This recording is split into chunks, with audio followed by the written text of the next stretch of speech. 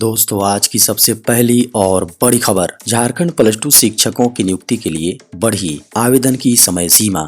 झारखंड में plus two शिक्षक बहाली के लिए झारखंड कर्मचारी चयन आयोग ने आवेदन की समय सीमा बढ़ा दी है। स्नातकोत्तर प्रशिक्षित शिक्षक के कुल 3120 पदों पर नियुक्ति होने जा रही है। इसके लिए अब ऑनलाइन आवेदन 22 नवंबर तक भरे जाएंगे। झारखंड कर्मचारी चयन आयोग ने मंगलवार को इस परीक्षा में शामिल होने के लिए आवेदन की समय सीमा बढ़ा दी। दिव्यांग क्रिकेटर सुजीत मुंडा से मिले मुख्यमंत्री हेमंत सोरेन। मुख्यमंत्री हेमंत सोरेन मुख्यमंत्री आवासीय कार्यालय में दिव्यांग क्रिकेट खिलाड़ी सुजीत मुंडा से मुलाकात की।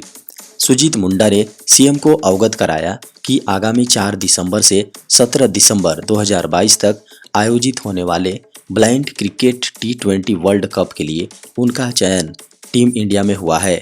सीएम ने दिव्यांग क्रिकेट खिलाड़ी सुजीत मुंडा को ब्लाइंड T20 वर्ल्ड कप में अच्छे प्रदर्शन के लिए शुभकामनाएं दी। मुख्यमंत्री हेमंत सोरेन आज पहुंचेंगे साहिबगंज। झारखंड के मुख्यमंत्री श्री हेमंत सोरेन 2 दिवसीय दौरे पर आज अपने गृह जिला साहिबगंज आएंगे। इस दौरान मुख्यमंत्री हेमंत सोरेन जिला मुख्यालय पर स्थित पुलिस लाइन में आयोजित आपकी योजना आपकी सरकार आपके द्वार कार्यक्रम में शामिल होंगे। बता दें कि आपकी सरकार आपके द्वार अभियान का दूसरा चरण 1 से 14 नवंबर तक झारखंड के विभिन्न जिलों में लगेंगे। नेतरहाट आवासीय विद्यालय में एडमिशन की प्रक्रिया शुरू। नेतरहाट आवासीय विद्यालय में नामांकन की प्रक्रिया शुरू कर दी गई है। नामांकन परीक्षा के आधार पर होगा। अंतिम रूप से कुल 100 छात्रों का चयन किया जाएगा। चयन से पूर्व सभी विद्यार्थियों की मेडिकल जांच के साथ ही दस्तावेजों की जांच होगी। चयनित छात्र सीबीएसई बोर्ड से संबद्धता प्राप्त नेतरहाट विद्यालय में 12वीं तक की निःशुल्क पढ़ाई कर सकेंगे। 4 नवंबर से आंदोलन शुरू करेंगे झारखंड के प्राथमिक शिक्षक। अखिल झारखंड प्राथमिक शिक्षक संघ के आह्वान पर 4 सूत्री मांगों को लेकर प्राथमिक शिक्षक 4 नवंबर से अपना आंदोलन शुरू करेंगे। शिक्षकों ने इसकी तैयारी शुरू कर दी है। आंदोलन को सफल बनाने के लिए शिक्षकों द्वारा प्रखंड, जिला और प्रमंडलवार सघन जनसंपर्क अभियान पूरे झारखंड में चलाया जा रहा है। झारखंड के प्राइवेट मेडिकल कॉलेजों में लगेंगे सरकारी फीस के बराबर फीस।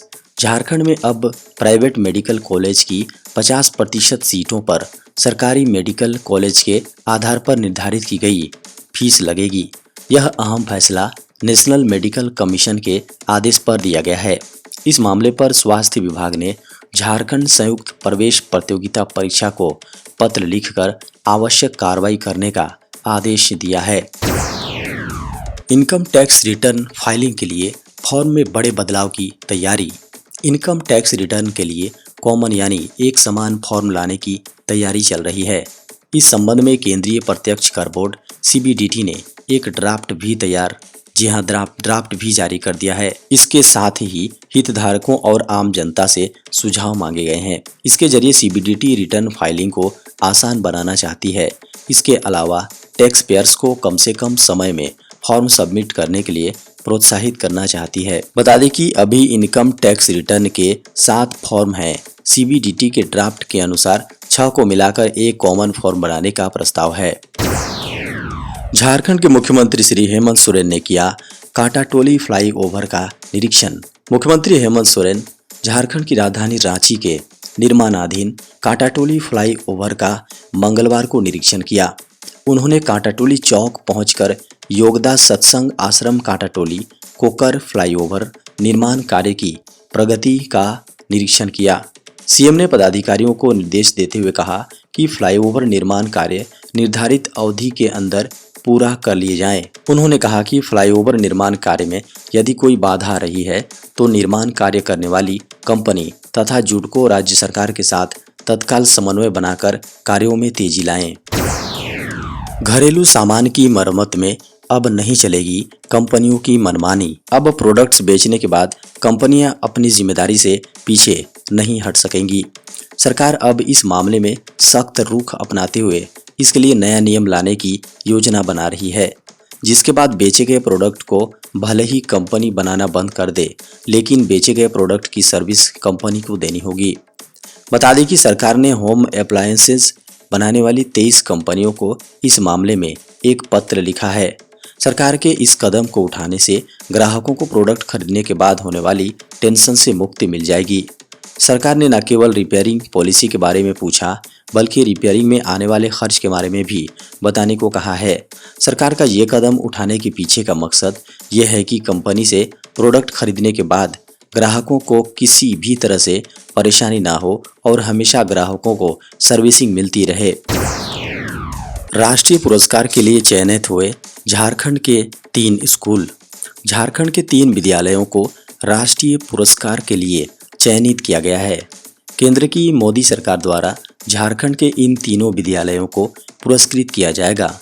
इन विद्यालयों का चयन स्वच्छता के विभिन्न मानकों पर खरा उतरने के लिए किया गया है।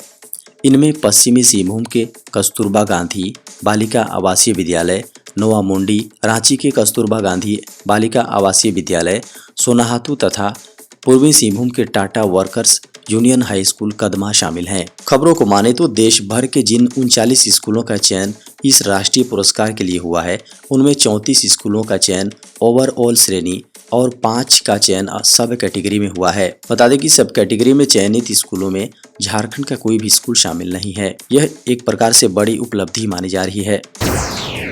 रेलवे की माल ढुलाई से कमाई बढ़ी 17%। रेलवे की माल ढुलाई से आय चालू वित्त वर्ष के पहले 7 महीनों से 7 महीनों में सालाना आधार पर 17% तक बढ़ गई। रेलवे ने मंगलवार को यह जानकारी दी। रेलवे ने बयान में कहा कि अप्रैल-अक्टूबर 2022 के दौरान उसने माल ढुलाई के कुल 92,345 करोड़ रुपए अर्जित किए, जो एक साल पहले के 78,921 करोड़ रुपए की तुलना में 17% अधिक है। एक साल पहले की समान अवधि के मुकाबले रेलवे की माल ढुलाई भी लगभग 9% बढ़ गई। वित्त वर्ष के पहले 7 महीनों में रेलवे ने कुल 85.56 करोड़ टन वजन की ढुलाई की, जबकि पिछले साल की समान अवधि में यह आंकड़ा 78.62 करोड़ टन था। वहीं मासिक आय पर अक्टूबर में रेलवे ने 11.89 करोड़ टन माल की ढुलाई की, जो अक्टूबर 2021 में 11.73 करोड़ टन थी। इस तरह अक्टूबर के महीने में माल ढुलाई में 1.4% की वृद्धि दर्ज की गई। पिछले महीने में रेलवे ने माल ढुलाई से 13,353 करोड़ का राजस्व कमाया, जो एक साल पहले के 12,313 करोड़ रुपए की तुलना में 8% अधिक है। झारखंड के 30 लाख परिवारों को मुख्यमंत्री ने दी खुशखबरी। झारखंड के सीएम श्री हेमंत सोरेन ने झारखंड के 30 लाख परिवारों को बड़ी खुशखबरी दी है। सुखाड़ प्रभावित किसान परिवारों को फौरी तौर पर 3,500 रुपए प्रति परिवार अग्रिम सूखा राहत राशि दी जा रही है। आपदा प्रबंधन की महत्वपूर्ण बैठक के बाद झारखंड के कुल 22 जिलों के 226 प्रखंड सूखा घोषित किए गए हैं, जिन्हें सरकार प्राथमिकता के तौर पर मदद उपलब्ध कराएगी। राज्य आपदा प्रबंधन प्राधिकार की बैठक में सीएम ने ये महत्वपूर्ण घोषणा करते हुए कहा कि झारखंड के 30 लाख से अधिक सुखाड़ प्रभावित किसान परिवारों के जीवन यापन के लिए सरकार लगभग 1200 करोड़ रुपए खर्च करेगी। देश में लगातार तीसरे दिन कम हुए कोरोना के मामले। देश में कोरोना के मामले लगातार कम हो रहे हैं। स्वास्थ्य मंत्रालय ने कहा कि बीते 24 घंटे में कोरोना संक्रमण के 1046 मामले सामने आए हैं। वहीं इस दौरान कोरोना से 4 लोगों की मौत भी हुई है। बता दें कि ये लगातार तीसरा दिन है जब कोरोना के मामलों में कमी आई है। देश में 30 अक्टूबर को कोरोना वायरस के 1604 मामले सामने आए थे, जबकि 31 अक्टूबर को 1326 मामले रिकॉर्ड किए गए। कोरोना के मामलों के साथ ही देश में सक्रिय मामले भी लगातार कम हो रहे हैं। मंत्रालय ने बताया कि बीते 24 घंटे में कोरोना से 1000 से अधिक लोग रिकवर हुए हैं। इसके साथ ही सक्रिय मामले घटकर अब 17,618 हो गए हैं। देश में कोरोना के अब तक कुल 4,46,54,638 मामले सामने आ चुके हैं। वहीं 4,41,07,943 लोग रिकवर हो चुके हैं। इसके अलावा 5,29,077 लोगों की महामारी से जान भी जा चुकी है। सुप्रीम कोर्ट ने 2 फिंगर टेस्ट पर जताई सख्त नाराजगी। सुप्रीम कोर्ट ने सोमवार को रेप मामलों में पीड़िता का 2 फिंगर टेस्ट कराए जाने पर सख्त नाराजगी जाहिर की है। कोर्ट ने कहा कि 2 फिंगर टेस्ट का कोई वैज्ञानिक आधार नहीं है। इससे यौन उत्पीड़न की शिकार महिलाएं फिर से पीड़ित होती हैं और यह उनकी गरिमा पर एक कुठाराघात है। 2 फिंगर टेस्ट यौन उत्पीड़न और रेप की शिकार महिलाओं के बारे में यह जानने के लिए किया जाता है कि वे सेक्सुअली एक्टिव हैं या नहीं। कोर्ट ने कहा कि ऐसे टेस्ट करवाने वालों को दोषी माना जाएगा और उन पर अब केस चलाया जाएगा। शीर्ष अदालत ने कहा कि यह कहना पितृसत्तात्मक और लैंगिकतावादी है कि किसी महिला के अपने साथ रेप होने की बात पर सिर्फ इसलिए विश्वास नहीं किया जा सकता कि वह सेक्सुअली एक्टिव हैं। कोर्ट ने कहा कि यह दुर्भाग्यपूर्ण बात है कि रेप पीड़िताओं के टेस्ट की 2 फिंगर प्रणाली समाज में आज भी व्याप्त है। न्यायालय ने कहा कि 2 फिंगर परीक्षण करने वाले किसी भी व्यक्ति को कदाचार का दोषी ठहराया जाएगा। अक्टूबर में टैक्स से छप्पर फाड़ कमाई। देश में टैक्स कलेक्शन के मोर्चे पर शानदार खबर आई है। अक्टूबर में जीएसटी यानी goods and services tax collection 1.5 lakh crore रुपए के पार हो गया है। अक्टूबर में जीएसटी कलेक्शन 1,51,718 करोड़ रुपए रहा है। ये अब तक का दूसरा सबसे अधिक जीएसटी कलेक्शन साबित हुआ है। इससे पहले अप्रैल 2022 में सबसे ज़्यादा जीएसटी कलेक्शन हासिल किया गया था।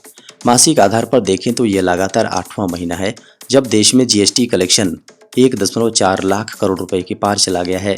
वहीं जीएसटी लागू होने के बाद से यह दूसरा मौका है जब किसी महीने में गुड्स और सर्विसेज टैक्स 1.4 लाख करोड़ रुपए के पार रहा है।